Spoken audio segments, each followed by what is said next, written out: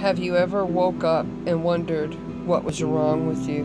You knew you wanted to be elsewhere, that there was more to life than the life you were living, more than the bills you were paying, the job you were keeping. Look to the horizon, to the sunsets. Your answer is there. Put your feet on the ground and take a deep breath and step into the nomadic lifestyle. You will not regret it. Hey everybody! So, how is everybody today? So, as promised, this is kind of like part 2 of what's up in Tammy's world. Okay? So, I promised you guys I would tell you a little bit about what's going on with my job and a funny story connected with that, okay? First, I want to thank you for watching my videos, for liking and subscribing and comments. I will get to your comments as soon as I can. I'm so sorry. I'm telling you guys, it's been a crazy day. So, let's get into it, okay? What happened was, oh, I know, I gotta get my nails done tomorrow. But anyhow, let's talk about this job thing, okay? So, it's summertime where I'm at, and this RV resort gets dead, okay? The fact that they kept me and made a shift for me was really awesome, and I really appreciated it. So when it came time for people to start taking time off, I, like an idiot, oh my God, you guys, volunteered to help cover those shifts. Now, let me tell you this, okay? I have been on day shift. Well, first of all, I haven't worked for, 20 years? So the sun wakes me up every morning. But before that even, for another 20 years, I worked a day shift. I either worked 7 to 3, 8 to 4, or 9 to 5, depending on whatever I wanted to go in. When I could call other states, you know, like the eastern states, I'd have to start at 9. But anyhow, I've always been on a day shift for years. Now, when I was a single mom and my oldest son, Brent, who I spoke about in my last video, was little, I worked graveyard, so I could be home with him during the day. And when I was single and before I ever had kids, I was on a swing shift. Sleep all night, you know, sleep all day, party all night after work. And I lived in Vegas, so I'm sure you get that one. But as a mother, except for a few times when me and my husband would stagger shifts so we didn't have to put our kids in daycare, I was on a day shift. And that brings me to the stupidity of Tammy. So anyway, when people started taking time off, I volunteered to help cover their shifts. You know, they've been so good to me here, you guys. I had to. Well, the first shift that I had to cover has been a graveyard shift. But let me tell you, it's kicking my butt. Bottom line, my body don't even want to function. I'm talking all functions. You know, I could go to sleep at 5 a.m. in the morning, and as soon as the sun comes up at 6:37, I am wide awake all day long. Yeah, and I work, you know, like 12 to 6, 12 to 5, 11 to 5. So, yeah, whoa. You know, I'm just trying to get myself at least on a swing shift so I can get some rest, you know. So on the days that I do have to cover and work this shift, I'm exhausted, you guys. I mean, I'm exhausted. And that could be why it's taken me some time to get back to your comments. Just please be patient with me, because I have to tell you, and I know this is like really personal, but I can't even potty on that shift, okay? So my first day off is catching up on sleep, my second's catching up on potty, and my third is rehydrating, because I slam coffee constantly to stay up. And no, coffee doesn't keep me up, and that's not the reason why I can't sleep. I've always been I'm attention deficit, remember? Upper speed, coffee, anything that bring most people up brings me down. Yeah, never had problems with my coffee at night. So anyway, that is not the only shift that I'll be covering this summer. They did promise, though, however, that come October, I'll be back on my day shift because the residents demand me there. Yeah, right? Oh, you know, I wonder about me sometimes, honest to goodness. Oh, my God. Yeah. So anyway, the funny story about all this is when I was on day shift, there was this little old man in his 80s named Alex. Alec. He's from England. And make sure you say Alec. And his little old wife. Now, Alec is quite the character. He used to be an admiral on a ship in England. He still stands at the booth with his hands behind his back like a proper Englishman. And he has very dry humor. But the one thing that used to gripe me was Alex would not show up for his shift that started at 5 until a minute to 5 to any time till 5 after 5 to relieve me. Now, I needed to show up at 10 minutes to my shift to relieve the person I was relieving at 10 to 5 minutes till. Then we had time to catch up on what happened during the shift. Well, Alex refused to come in early so we could catch up.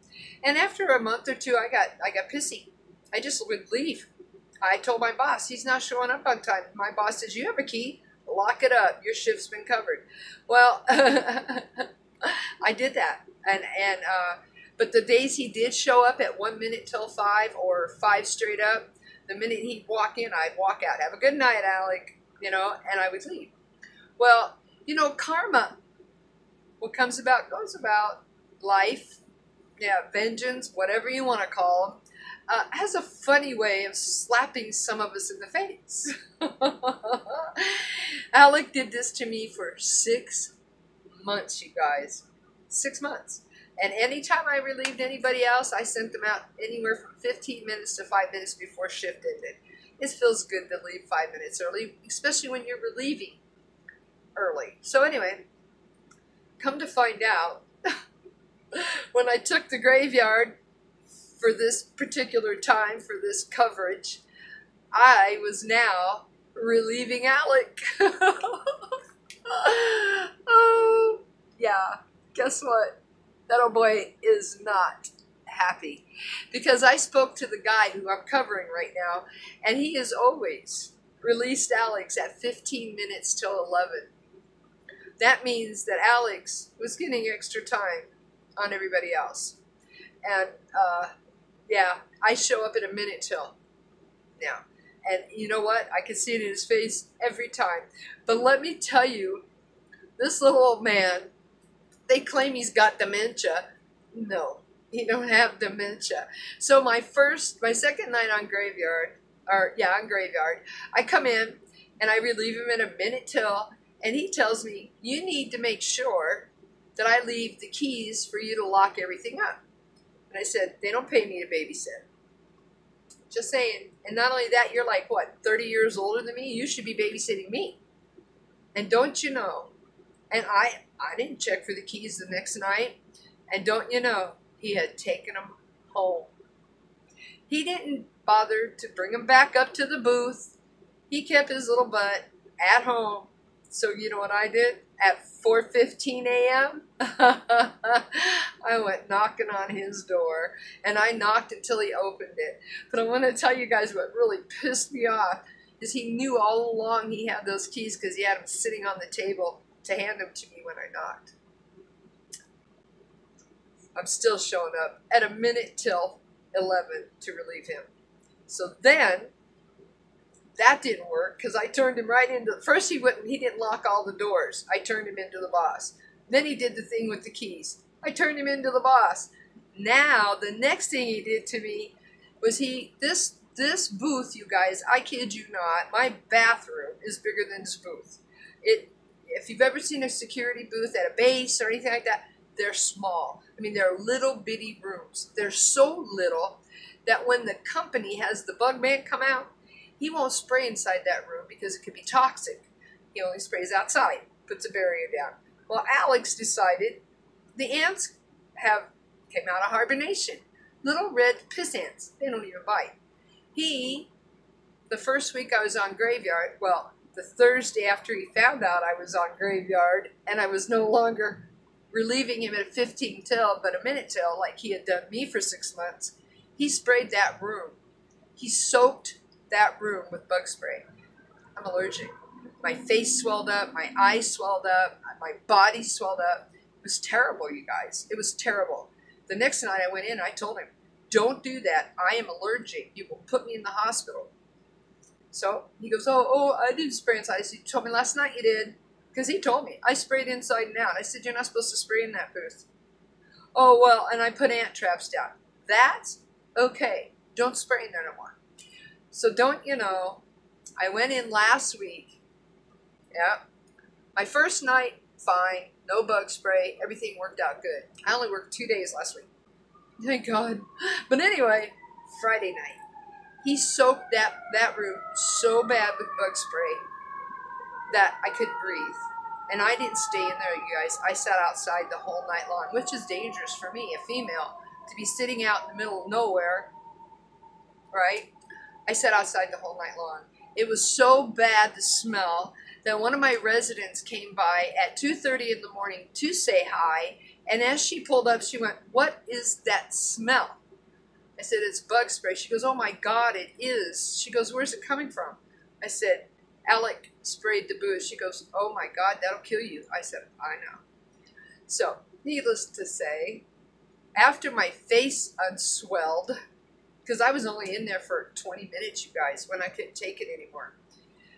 The next day, I approached my immediate supervisor, and I told him, I'm highly allergic, and if he does it again, there's going to be issues with OSHA. Because by law, he's not allowed to spray his household chemicals anywhere unless it's approved by OSHA. And OSHA did not approve over-the-counter bug spray, and not the way he was spraying it. So, now Alex has nothing else that he can get even with me for showing up at a minute till 5, or a minute till 11. And you know what? As long as I have to cover that other guy's shift, I will continue to show up at a minute till 11. You know,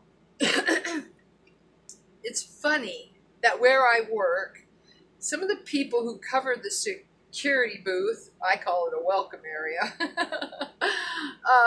one's blind, can't see past the door. Yup, I'm not kidding. One, Alec, supposedly has dementia. I cry bull.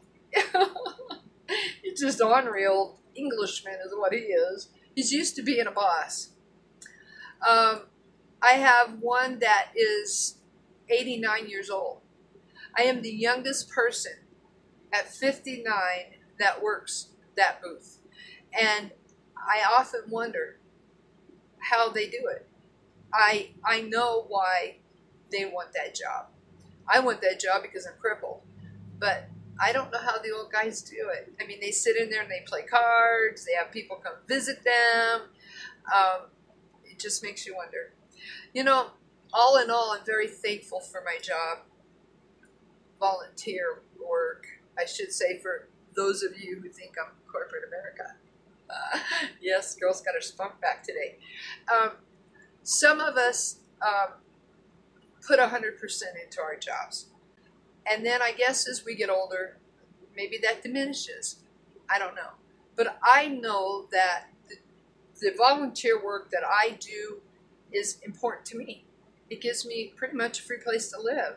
So I know, without a doubt, that it gives all those old people who work alongside me the same perks. And I understand that at the ages of 89, 70, 68, and I think the youngest one besides me is like 64. I understand that when we all get older, we need something that we can do, benefit from it, and like doing it. So I try not to be too hard on my coworkers, but there are times when life just gets to you. You know, you got to love yourself. And despite, and I have to stress this, despite what this old guy put me through for 6 months, anytime he walks in that booth, I smile and tell him to have a good evening, have a nice night, enjoy your weekend. I have never been mean or condescending. Been direct and to the point, especially when it came to my health and that bug spray. I've been direct and to the point when he didn't lock up all the rooms that he was supposed to lock up, thus leaving us open to transients and leaving me vulnerable, because as a female and I have to go around and unlock these doors early in the morning, anybody can be in there, you know. So there are a few things that I've stood strong on, but for the most part, as we get older, just like for our own grandparents, we have to be more, I don't know, what's the word, appeasing, polite, understanding, respectful.